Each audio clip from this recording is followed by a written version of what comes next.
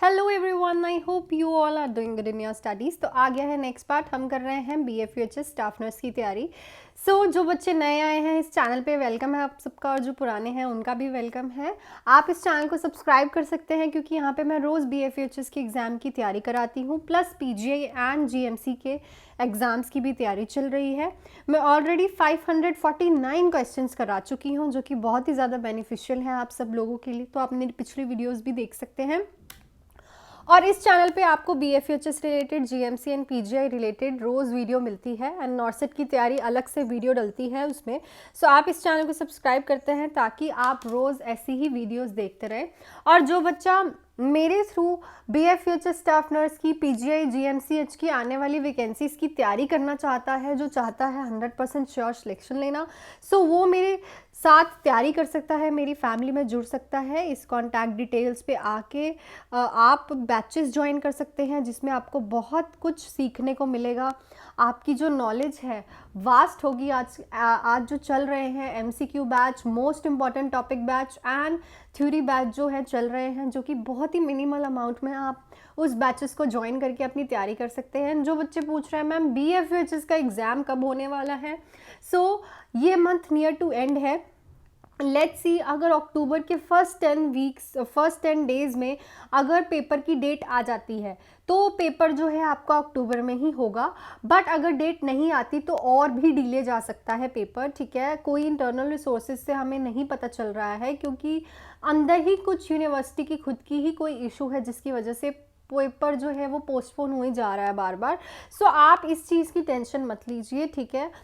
देखो, ऐसा सोचो कि अगर अब पेपर आ रहा है तो जो बच्चे तैयारी कर रहे हैं, जिनको ये नहीं है पेपर कब होगा, जो ऐसे सोच रहे हैं कि अच्छा लग रहा है, मुझे टाइम मिल रहा है, मैं पढ़ रहा हूँ, उनकी नॉलेज आप लोगों से कितनी ज़्यादा इंक्रीज़ हो गई होगी और उनका पेपर क्लियर करने का चांस कितना ज़्यादा हो गया होगा, है ना। इसीलिए अपनी तैयारी अच्छे से करो, MCQs करो ज़्यादा से ज़्यादा। अगर आपकी थ्योरी नहीं क्लियर, तो आप चाहते हो कि आपने थ्योरी क्लियर करनी है, A से करना है, इंपॉर्टेंट टॉपिक्स करने हैं, तो आप बैचेस ज्वाइन कर सकते हो बहुत ही मिनिमल अमाउंट में। कोई भी कॉम्पिटिटिव एग्ज़ाम अगर आपको क्लियर करना है तो आपको अपनी नॉलेज को इतना वास्ट करना होगा, बिकॉज आजकल कंपटीशन बहुत ज़्यादा है। आप इस नंबर पे कॉल करके या फिर मैसेज करके मेरे से बैच ज्वाइन कर सकते हो। किसी को फाइनेंशियल इशू है तो वो भी मेरे से आके बोल सकता है, मैम मैं इतना नहीं पे कर सकती, इतना कर दो। I will try my best to give you that batch. इस नंबर पे कॉल या फिर मैसेज करके आप मेरे साथ, मेरी फैमिली में जुड़ सकते हो और बैच ज्वाइन कर सकते हो। स्टार्ट करते हैं, और डिस्क्रिप्शंस ले सकते हो। जो बच्चा मेरे को कल कमेंट सेक्शन में पूछा था मैम डिस्क्रिप्शन बता दो, आप मुझे कॉल कर लीजिए या फिर व्हाट्सएप पे मैसेज कर दीजिए, मैं आपको सारी डिटेल्स दे दूंगी। उसमें आपको टेस्ट सीरीज, डाउट क्लासेस सब मिलने वाला है, उससे आप देख सकते हो। अपने क्वेश्चन पे चलते हैं। 550th क्वेश्चन, अगर इंट्रावेनस हेपरिन थेरेपी प्रिस्क्राइब की गई है किसी क्लाइंट को, तो अगर आपने ये इम्प्लीमेंट करनी है तो नर्सिंग ऑफिसर को कौन सी मेडिकेशन जो है नर्सिंग यूनिट में रखनी पड़ेगी?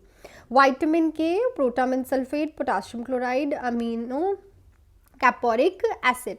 आई थिंक ये क्वेश्चन हमारा कल भी हो गया था, कोई बात नहीं, आज भी एक बार। अगर किसी को हेपरिन थेरेपी चल रही है, हम उस पेशेंट को अगर हेपरिन दे रहे हैं तो हमारी यूनिट में उस टाइम होना चाहिए प्रोटामिन सल्फेट हमारे साथ, क्योंकि जो हेपरिन है उसका एंटीडोट है हमारा प्रोटामिन सल्फेट। तो जब भी कोई नर्सिंग ऑफिसर किसी को हेपरिन थेरेपी देने जा रहा है तो उसको ये इंश्योर करना है कि उसके नर्सिंग यूनिट में प्रोटामिन सल्फेट जो है मेडिकेशन एंटीडोट वो अवेलेबल होनी चाहिए। उसके बाद the nursing officer should report which assessment finding to the health care provider before initiating thrombolytic therapy in a client with pulmonary embolism. अगर कोई नर्सिंग ऑफिसर असेसमेंट देख रहा है हेल्थ केयर प्रोवाइडर से, के पहले जो हेल्थ केयर प्रोवाइडर है वो उसको थ्रोम्बोलिटिक थेरेपी देने वाला है, मतलब थ्रोम्बस को तोड़ने वाली थेरेपी देने वाला है क्लाइंट में जिसको पल्मोनरी एम्बोलिज्म भी है, तो उसमें क्या फाइंडिंग देखनी पड़ेगी इस प्रोसीजर से पहले? Adventitious breath sound, temperature of 99.4 degree Fahrenheit orally, blood pressure उसका 198/110 mm ऑफ Hg आ रहा है, और रेस्पिरेटरी रेट उसका 28 बीट्स पर मिनट है। अगर उस पेशेंट में उसका ब्लड प्रेशर इतना ज़्यादा इंक्रीज देखने को मिल रहा है तो ये असेसमेंट फाइंडिंग हमें हेल्थ केयर प्रोवाइडर को थ्रोम्बोलिटिक थेरेपी देने से पहले बतानी पड़ेगी, बिकॉज ये क्या दिखा रहा है, फ्लक्चुएशन इन द बीपी, और मे भी इतना ज़्यादा बीपी होना मतलब कि देयर इज़ एनी एबनॉर्मेलिटी, को वो क्लॉट शायद मूव कर गया है, या फिर वो क्लॉट ने किसी आर्टरी या वेन में जाके ऑब्स्ट्रक्शन क्रिएट कर दी है। सो जो ऑप्शन सी रहेगा, ये फाइंडिंग जो है हमने हेल्थ केयर प्रोवाइडर को बतानी होगी बिफोर थ्रोम्बोलिटिक थेरेपी देने से। नेक्स्ट है client with diagnosis of major depression who has attempted suicide says to the nurse, I should have died, I have always been a failure, nothing ever goes right for me, which response demonstrate therapeutic communication. अगर एक client diagnose हुआ है major depression का, उसने suicide attempt किया है और वो नर्स को बोलता है इससे अच्छा मैं मर ही जाती, मैं हमेशा फेल ही हुई हूँ और मेरे साथ कुछ भी सही नहीं होता, तो नर्स का क्या अच्छा थेराप्यूटिक कम्युनिकेशन में क्या रिस्पॉन्स रहेगा। You have everything to live for, why do you see yourself as a failure, feeling like this is all part of being depressed, you have been feeling like a failure for a while. So जब भी ऐसा कभी depression वाला patient बोलता है तो उसको हम सिंपल यही आंसर देते हैं कि कुछ समय के लिए आपकी फीलिंग है, जब आप नॉर्मल हो जाओगी ये फीलिंग फिनिश हो जाएगी, सो इसको अपने ऊपर हावी मत होने दो। So this is the right response by the nurse to the patient if she is saying these statements, ठीक है, मेजर डिप्रेशन वाला। नेक्स्ट है when the community health nurse visit a client at home, the client states I haven't slept at all last couple of night, which response by the nurse illustrate a therapeutic communication response to this client. So एक community health nurse visit करती है client के घर में और वो client बोलता है कि मैं कुछ दिनों से, कुछ रातों से नहीं सोया हूँ, तो इसमें थेराप्यूटिक कम्युनिकेशन रिस्पॉन्स क्या रहेगा नर्स का क्लाइंट को, आई सी really, yes you have been difficulty sleeping, sometimes I have sleeping trouble too. सो इसमें हम बोलेंगे you are having a difficulty sleeping, so the option C is right। ऐसा क्यों बोलेंगे, जब आप उसको सामने से एक रिस्पॉन्स दोगे तो वो अपना जो अंदर उसका प्रॉब्लम होगा इनसाइड, जो वो किसी को नहीं बताना चाहता, बिकॉज मतलब वो कुछ सोचता है, इसी वजह से उसे नींद नहीं आती, या फिर उसे कोई ट्रॉमाटाइज है, पोस्ट ट्रॉमेटिक पर्सन है, कुछ है। सो जब आप उसमें इंटरेस्ट दिखाओगे उसकी कम्युनिकेशन में कि यू हैविंग डिफ़िकल्टी स्लीपिंग, तो वो सामने से आपको अपने सारे जो थॉट है वो बताएगा, ठीक है, उससे उसका जो थॉट प्रोसेस है आपको पता चलेगा कि उसके साथ ऐसा क्यों हो रहा है, वो वर्बलाइज करेगा आपके साथ। अगर आप कहोगे आई सी रियली, इट्स सो फॉर्मल, ठीक है, ये बहुत नॉर्मल सी कॉन्वर्सेशन में आप बोलते हो, बट आप किसी को इंटरेस्ट दिखाते हो जब कॉन्वर्सेशन में, तो कभी भी एक वर्ड नहीं बोलते, हमेशा एक सेंटेंस बोलते हो, ठीक है। नेक्स्ट पे, a client experiencing disturbed thought process believe that his food is being poisoned, which communication technique should the nurse use to encourage the client to eat। सो देखो एक क्लाइंट है, डिस्टर्ब थॉट प्रोसेस है और believe कर रहा है कि जो उसका फूड है वो पॉइजनड है, तो कौन सी कम्युनिकेशन टेक्निक जो है नर्स कहेगी क्लाइंट को जिससे वो खाना खाने के लिए इनकरेज होगा। Using open ended questions in silence, sharing personal preference regarding food choices, documenting reason why the client does not want to eat, offering opinions about the necessity of educate nutrition. So देखो जब भी आपको ऐसा कोई person मिलता है जो कि डिप्रेस्ड होता है, साथ ही साथ जो बहुत ही सस्पिशियस होता है, उसके हमेशा ओपन एंडेड क्वेश्चन करते हैं, कभी भी उसको ना ज़्यादा बोलते हैं ना कम बोलते हैं, जितना सफिशिएंट होता है आंसर देना उतना ही बोलते हैं और साइलेंस रखते हैं, बिकॉज आपके कोई एक्स्ट्रा एक वर्ड का, आपके एक एक्स्ट्रा सेंटेंस का वो कुछ भी मीनिंग निकाल सकता है, क्योंकि उसकी शक करने की, सस्पिशियसनेस रहने की आदत है। सो इस पेशेंट में आप ओपन एंडेड क्वेश्चन करोगे, सिंपल बोलोगे खाना पॉइजनड नहीं है और चुप, इससे ज़्यादा आपको कुछ नहीं करना, ना आपको टेस्ट करके दिखाना है, ना आपको डॉक्यूमेंट करना है, ना कुछ अननेसेसरी बताना है न्यूट्रिशन का, सिंपल आपको ओपन एंडेड क्वेश्चन करना है और ओपन एंडेड आंसर ही देना होता है इस पेशेंट को, ठीक है। सो ऑलवेज याद रखना, ये बहुत इंपॉर्टेंट है और ये एक ट्रिक भी है आपको क्वेश्चन सॉल्व करने की। अगर डिप्रेस्ड और ये पेशेंट हो, तो जैसे कि कोई पेशेंट कह रहा है, आपको हिंट दे रहा है कि वो सुसाइड करने जा रहा है, तो सीधे उससे पूछ लो कि तुम सुसाइड क्यों करने जा रहे हो, तुम सुसाइड का कौन सा बहाना सोच रहे हो, तुम सुसाइड करने की कौन सी टेक्निक सोच रहे हो, ठीक है। So this is an open ended question. So next है the nursing officer employed in a mental health unit of a hospital is the leader of group psycho therapy session. What is a nursing officer role during the termination stage of group development. जब आप एक nursing officer को mental health unit में एक leader बनाया गया है psychotherapy session का, तो उसका क्या रोल रहेगा जब वो एक ग्रुप को डेवलप करके अब टर्मिनेशन फेज पे पहुंच चुकी है। टर्मिनेशन फेज मतलब अब सब लोग वो ग्रुप से जा रहे हैं, वो सीख चुके हैं उस सेशन से। अब आप उसको कैसे प्रिपेयर करोगी, उनका रोल क्या होगा नर्स का, कि उनको अब टर्मिनेशन स्टेज की तरफ लेके जाना है। Acknowledge the contribution of each group member, encourage the accomplishment of the group work, acknowledging that the group has identified goal, encouraging members to become acquainted with one other।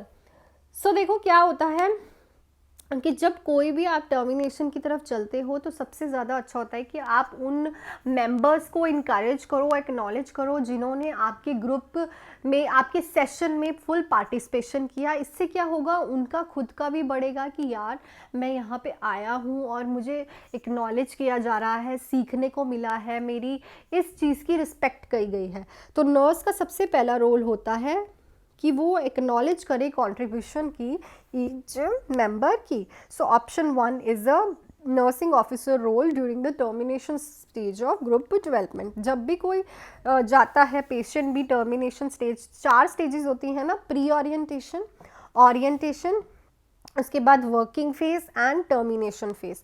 Termination phase में आपको जो patient भी होता है उसको भी acknowledge करना होता है कि आपने इस थेरेपी में अपना साथ दिया, मेरे साथ वर्क अच्छे से किया, I am proud of you. अब आप ऐसे ही ग्रोथ करते रहो, डेवलप होते रहो। So this is the therapeutic response by the nurse in the termination phase.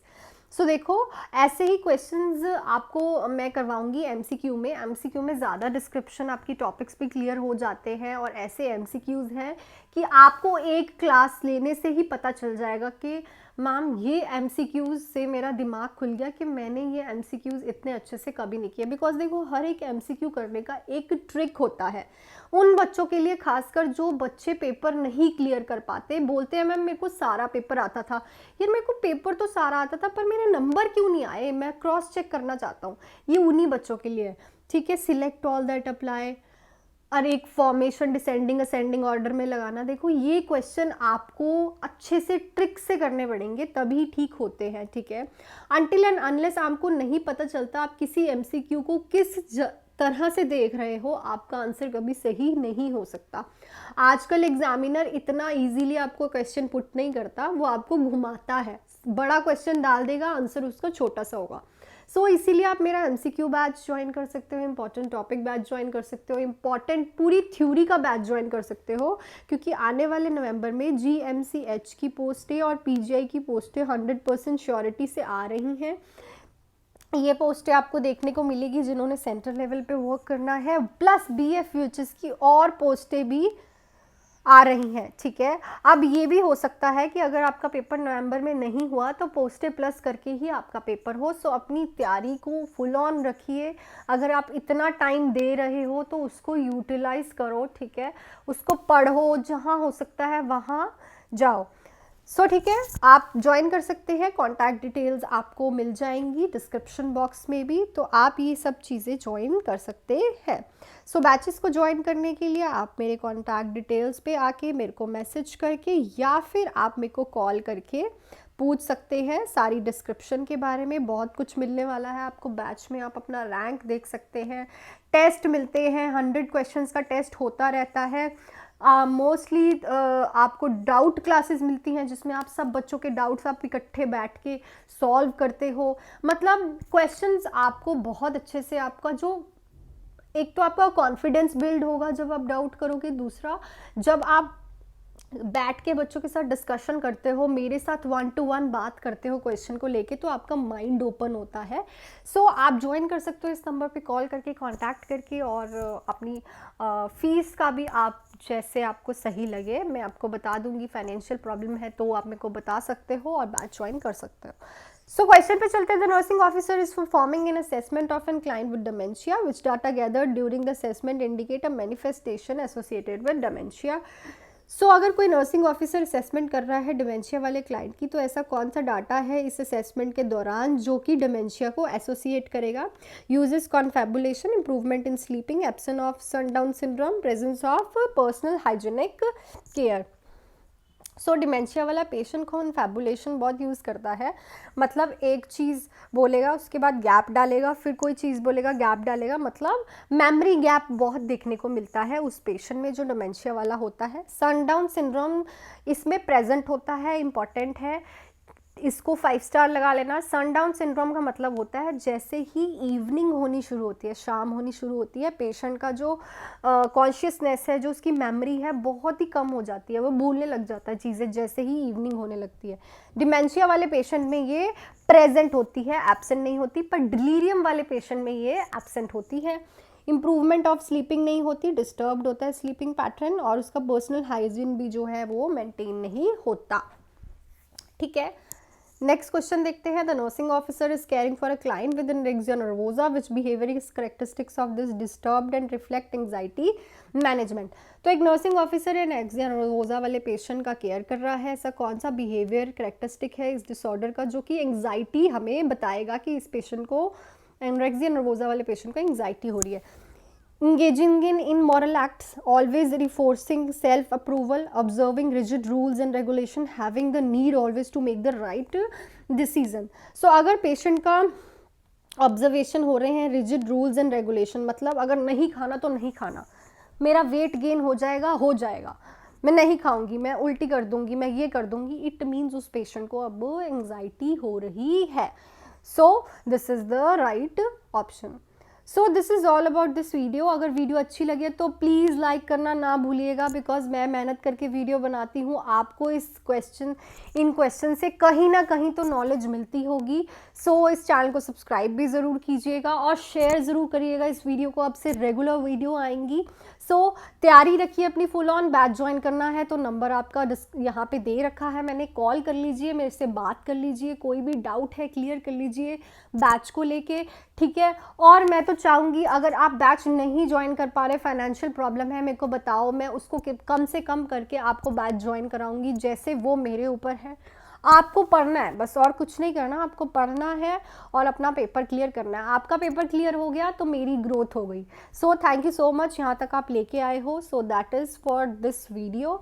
I hope कि वीडियो अच्छी लगी है, एंड पढ़िए, डू हार्ड वर्क और अपनी सक्सेस का शोर मचाइए। All the best, bye and do hard work.